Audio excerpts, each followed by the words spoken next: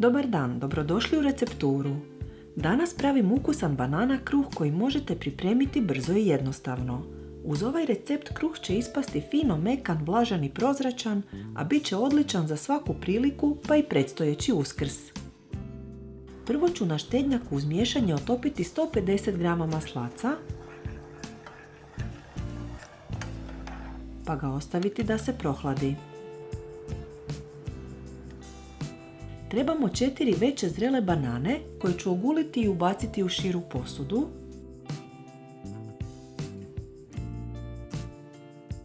Te izgnječiti vilicom. Dobro je da banane prvo odstoje na sobnoj temperaturi kako bi se lakše mogle zgnječiti. U banane zatim dodajemo ranije otopljeni prohlađeni maslac. Trebamo i 150 g bijelog kristal šećera te 50 g smeđeg šećera. Ako ga nemate, možete staviti cijelu količinu bijelog šećera, ali sa smeđim šećerom kruh će biti mekši i vlažniji. Ubacit ću i 100 ml grčkog jogurta koji se dodaje kako bi naš kruh bio prozračan. Ako ga nemate, možete uzeti i kiselo vrhnje. Razbit ću i 2 velika jaja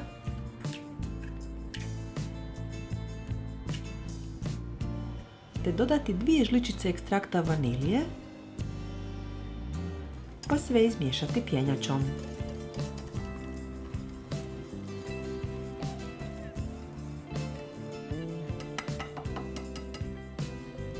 Zatim ćemo u smjesu postupno prosijati 300 g glatkog brašna,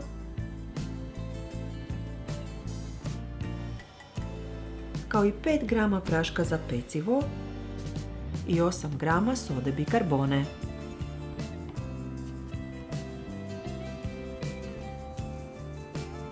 Na kraju dodajem prstohvat soli i 1 žličicu mljevenog cimeta. Sve ćemo kratko izmiješati.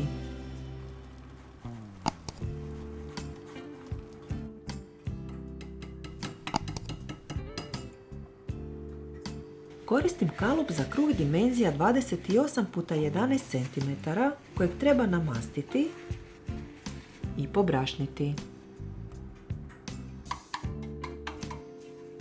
Prebacit ću smjesu u kalup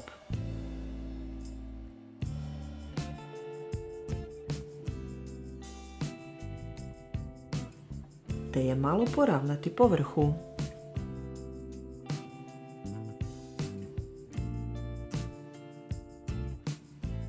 Kruh se peče u zagrijanoj pećnici na 180 stupnjeva 50 minuta.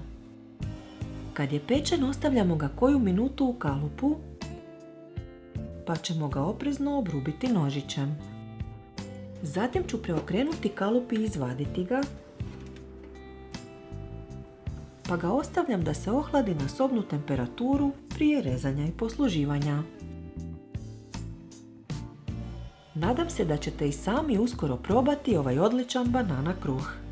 Napišite mi u komentaru kako vam se sviđa, te se pretplatite na naš kanal, a ja vam svima želim sretan Uskrs i vesele praznike. Bye!